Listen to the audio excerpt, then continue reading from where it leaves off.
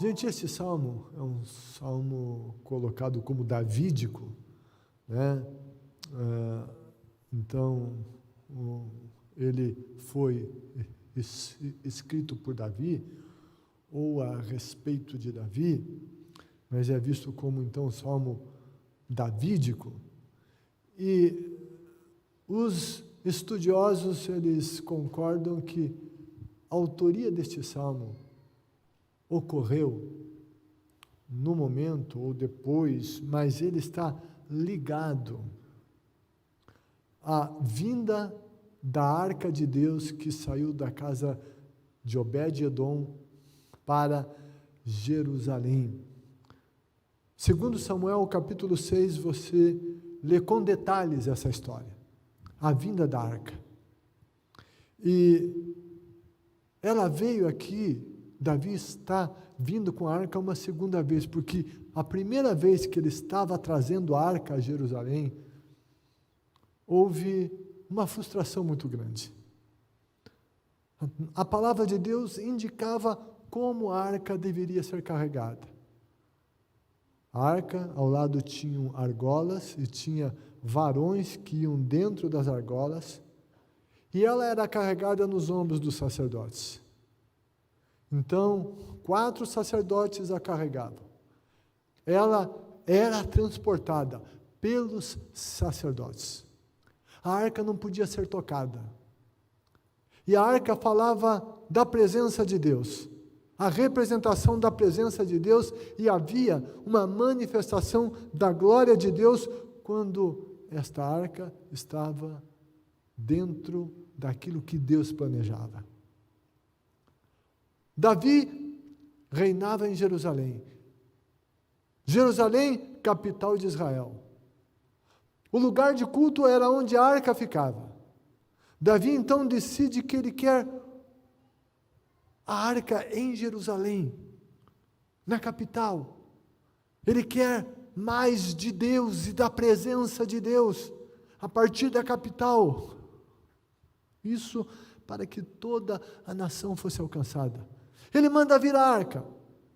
Eu não sei de quem foi a ideia, se foi ideia dele, de alguém que estava ali por perto, e eles disseram, olha, vamos trazer a arca, vamos fazer um carroção novo, com bois, e vamos ter esse transporte da arca. E eles então fizeram segundo a cabeça deles, segundo o que eles achavam melhor. Tinham boa intenção, mas é o velho ditado, né? O inferno está cheio de gente com boa intenção. Não é uma questão de boa intenção, é uma questão de olhar para a palavra de Deus e receber as instruções. E a colocaram no carroção, e o pessoal estava vindo ali com a arca em direção a Jerusalém, e de repente a roda cai, vem em um lugar mais baixo, o carroção se balança, e um homem chamado Uzá toca a arca. E quando ele o faz, ele morre. Porque a arca não podia ser tocada. Na arca havia a manifestação da glória de Deus. E a glória de Deus não pode ser tocada por nós. Nós somos os portadores da glória. Nós, como sacerdotes, nós levamos a glória de Deus, mas nós não tocamos a glória de Deus. A glória de Deus vem e se manifesta sobre nós. E a glória de Deus muitas vezes se manifestou nas Escrituras, por meio da Shekinah de Deus, da nuvem, e de tantas maneiras. Mas a glória de Deus é a glória de Deus e não pode ser tocada. E Uzá morre naquele transporte da arca. E na região onde aquela arca está a casa de Obed-edom, que fazia parte da família sacerdotal. Ele recebe a arca então na casa dele, a arca fica na casa dele. Davi, ele fica muito indignado com aquilo que aconteceu. Quando a gente lê a passagem bíblica, dá a entender que ele ficou meio brabinho com Deus.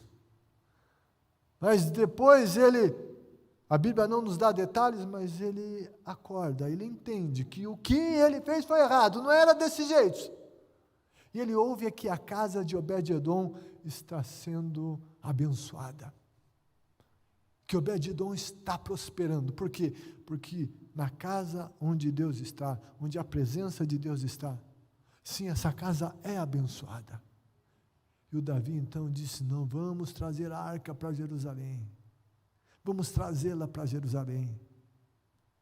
E então agora ele faz conforme as Escrituras. Agora são os sacerdotes que vão transportar a arca. Ele vem trazendo a arca no ombro dos sacerdotes, com vários sacrifícios sendo feitos ao Senhor. Davi tirou a sua roupa de rei e ele veste uma de sacerdote. Ele dança, ele celebra, ele festeja. E tudo aquilo ali está acontecendo, e nisso tudo há lições maravilhosas. E então, eles estão chegando a Jerusalém, e a arca vai entrar nas portas de Jerusalém. E aqui tem a figura, usa-se a figura do rei, que tinha saído para a batalha, e ele é vencedor na batalha. Ele vence, ele está voltando com o seu exército na cidade. Quando o rei vinha como vencedor de uma batalha, a cidade se preparava para honrar o rei vencedor. O rei que venceu a guerra, que venceu as batalhas. Quando aqueles reis chegavam, os portais da cidade se abriam. O principal portal da cidade era aberto, e o rei vinha, e todo o povo se erguia em júbilo, celebrando a vitória daquele rei. Era assim que acontecia nas cidades de então, e o salmista está tomando aqui essa figura, na chegada da arca a Jerusalém. Então, esse salmo está indicando isso, esse Deus soberano, esse Deus extraordinário, inigualável.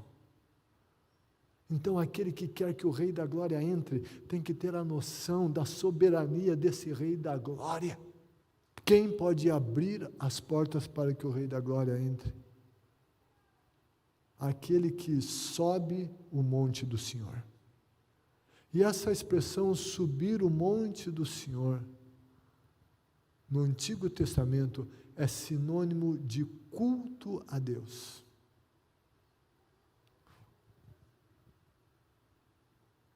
Os israelitas de vários lugares, nas festas estipuladas pelo Senhor, e muitas delas, eles então iam a Jerusalém.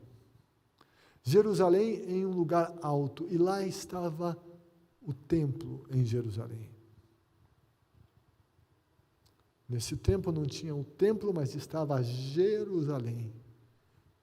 E um lugar específico, chamado Monte do Senhor. Mas depois, nos outros tempos, os israelitas vinham. E vir a Jerusalém cultuar, era vir ao Monte do Senhor. Monte Moriá, onde Abraão teria oferecido Isaque, seria então esse monte que posteriormente o templo veio a ser construído, mas Jerusalém, então, foi colocada como o lugar onde se cultuaria ao Senhor. Havia um lugar específico e maior de culto, não é que eles não cultuassem ao Senhor em nenhum outro lugar, mas Jerusalém era o lugar principal. Jesus, João 4, quando ele se encontrou com a mulher samaritana, ela disse: nós samaritanos adoramos nesse monte, vocês judeus dizem que é em Jerusalém o lugar de adoração. Jesus vem e ele diz: a adoração ocorre a partir da vida daqueles que adoram em espírito e em verdade. De agora em diante, a adoração não é em lugares únicos e específicos. E depois Jesus vai dizer onde se reunirem 2 ou 3. Mas o Novo Testamento, Jesus constituiu a igreja. E a igreja é essa amada no Novo Testamento como casa de Deus. Havia um templo em Jerusalém, mas depois, em vários lugares cristãos se reuniam, constituindo então igrejas, eles se congregavam, eram então as congregações, as igrejas locais. E todo o Novo Testamento, ele é escrito pensando nas igrejas locais que eram representação da igreja do Senhor Jesus em toda a terra. Verdadeiro adorador é aquele que reconhece suas imperfeições, mas não se conforma a elas, que reage a elas, que fica indignado com as coisas erradas que faz e busca a graça, a misericórdia do Senhor, se arrepende. O verdadeiro adorador é aquele que está em constante luta contra a sua natureza pecaminosa, que quando peca, confessa, porque ele quer que suas mãos estejam limpas, que o que ele faz seja correto. Mãos limpas e fala de coração puro. Fala do que acontece aqui dentro,